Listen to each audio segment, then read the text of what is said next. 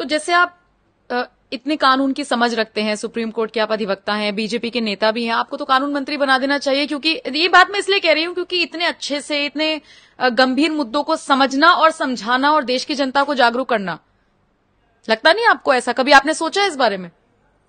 देखिए नम्रता जी, कानून मंत्री बनने के पहले सांसद बनना पड़ेगा। सांसद बनते हैं लोकसभा और राज्यसभा के जरिए। लोकसभा का सांसद बनने के लिए जनता आशीर्वाद देती है, तो जनता मुझे अगर कानून मंत्री बनाना चाहती है तो पहले जनता मुझे सांसद बनाएगी। दूसरा रास्ता है राज्यसभा का। राज्यसभा का रास्ता खुलता है पार्टी के जरिए, पार्टी भेजती है। तो पार्टी भेजेगी तब तो मैं राज्यसभा जा पाऊंगा, और पार्टी टिकट देगी और जनता जिताएगी तब मैं लोकसभा जा पाऊंगा। उसके बाद कानून मंत्री बनूंगा। मैं कानून मंत्री बनूं चाहे ना बनूं, लेकिन मेरा कुछ सपना है। मैं चाहता हूं कि गुलामी की पुलिस व्यवस्था को बदला जाए और भारत की पुलिस व्यवस्था को दुनिया की सर्वोत्तम पुलिस व्यवस्था बनाई जाए। मैं चाहता हूं गुलामी की प्रशासनिक व्यवस्था बदले। ये तहसीलदार, हवलदार, एसडीएम, डीएम, कलेक्टर, ये जो सिस्टम है ना, इसको बदलना पड़ेगा। गुलामी की प्रशासनिक व्यवस्था जब तक है तब तक लोगों को न्याय नहीं मिलेगा। ये गुलामी की न्यायिक व्यवस्था जब तक चल रही तब तक लोगों को न्याय नहीं मिलेगा। जब तक गुलामी का टैक्स सिस्टम चल रहा है तब तक जो है ठीक से व्यापार नहीं बढ़ेगा।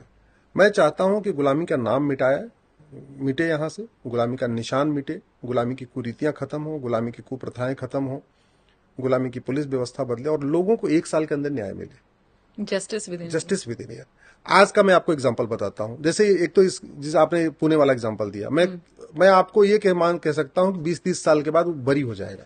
जैसे सलमान खान बरी हुए ना, देख लेना एक दिन ही पूना वाला जो बिगड़ेल बेटा है ना, ये भी बरी हो जाएगा। न्यायिक व्यवस्था कितनी सड़ी हुई है उसका एग्जांपल आप आज का देता हूं। आज अखबार में एक खबर आई है कि दिल्ली के लेफ्टिनेंट गवर्नर वीके सक्सेना साहब को न्याय मिला है 24 साल के बाद। सन 2000 में मेघा पाटेकर ने उनकी मानहानि किया था, उनके खिलाफ कुछ अपशब्द उपयोग किए थे, कायर बोला था।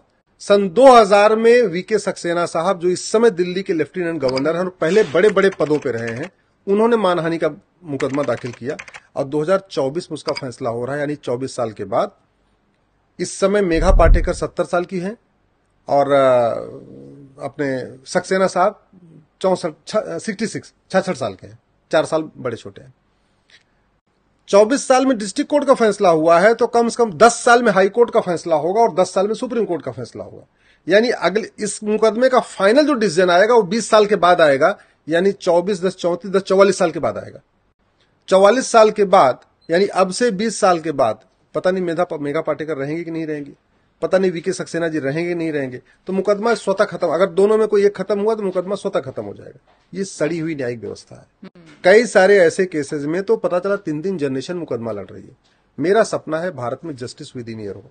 मैं कानून मंत्री रहूं या न रहूं, मेरा एक सपना है कि भारत के आम आदमी को, आम जनता को 1 साल के अंदर उसको मुकदमे का फैसला होना चाहिए और जो आदमी गलत कर रहा है उसको दंड मिलना चाहिए। मान लीजिए आप मेरे मकान पे कब्जा कर लेती हो, मैं आपसे 40-50 साल के बाद मुकदमा लड़के आपसे अपना मकान खाली कराऊं, तो मुझे मिला क्या? वो मकान तो मेरा था, 40-50 साल तो आपने यूज किया, तो आपको लेकिन वर्तमान कानून में इसकी दंड का भय नहीं। जस्टिस विद इन ईयर पहले होता था, जस्टिस विद इन आज भी दुनिया के कई देशों में होता है और भारत में भी लागू हो सकता है।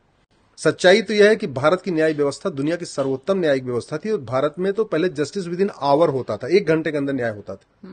चाहे आप चंद्रगुप्त का काल है, राजा विक्रमादित्य का समय उठा के देख लीजिए, जो उस समय हमारा जुडिशियल सिस्टम था, रानी अहिल्याबाई होलकर का जो जुडिशियल सिस्टम था उसको उठा के देख लीजिए, छत्रपति शिवाजी महाराज का जुडिशियल सिस्टम उठा के देख लीजिए।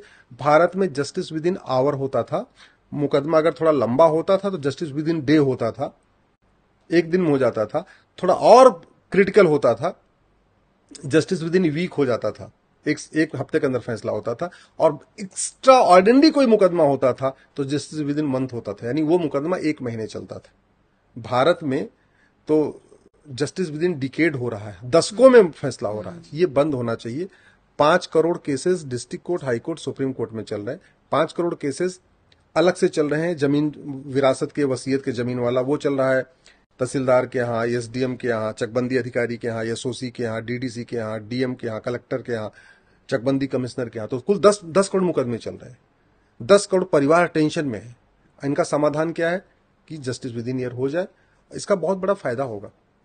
मेरा ये मानना है कि जैसे आज की बात होती है ना कि भारत में तो कलयुग आ गया है, तो ये कलयुग पूरी दुनिया में क्यों नहीं है? जापान में कलयुग क्यों नहीं है? सिंगापुर में कलयुग क्यों नहीं है? सिंगापुर में तो सतयुग है, जापान में तो सतयुग है, फिनलैंड में तो सतयुग है, न्यूजीलैंड में तो सतयुग है। ना वहां कोई झूठ बोलता है, ना अपराध करता है, ना भ्रष्टाचार करता है, ना मानव तस्करी करता है, ना नशा तस्करी करता है। ये जो सतयुग कलयुग है ना, कलयुग अच्छी शिक्षा व्यवस्था और कठोर दंड व्यवस्था के द्वारा इस कलयुग को सतयुग में कन्वर्ट किया जा सकता है। मैं भारत में राम राज्य की स्थापना करना चाहता हूं, भारत में राम राज्य देखना चाहता हूं, भारत में पुनः सतयुग देखना चाहता हूं। और सतयुग आ सकता है केवल और केवल नियम कानूनों को बदल के, तू मैं करके, आरोप प्रत्यारोप करके, नूरा कुश्ती करके, बतौलेबाजी करके, भाषणबाजी करके कोई फर्क नहीं पड़ता। परिवर्तन होगा केवल और केवल नियम कानून के जरिए। और मेरा ये मानना है कि भारत के अंदर इतना टैलेंट है कि हम 1 साल के अंदर भारत के प्रत्येक कानून को दुनिया का सर्वोत्तम कानून बना सकते हैं। 1 साल के अंदर भारत की पुलिस कानून को दुनिया का सर्वोत्तम पुलिस कानून बना सकते हैं।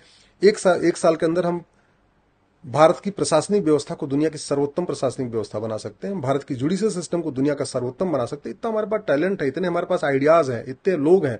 केवल इतना काम हो जाए ना, झूठा मुकदमा, झूठी गवाही, झूठा FIR, झूठी जांच, झूठा चार्जशीट, झूठा हलफनामा, इसको गंभीर अपराध घोषित कर दिया जाए।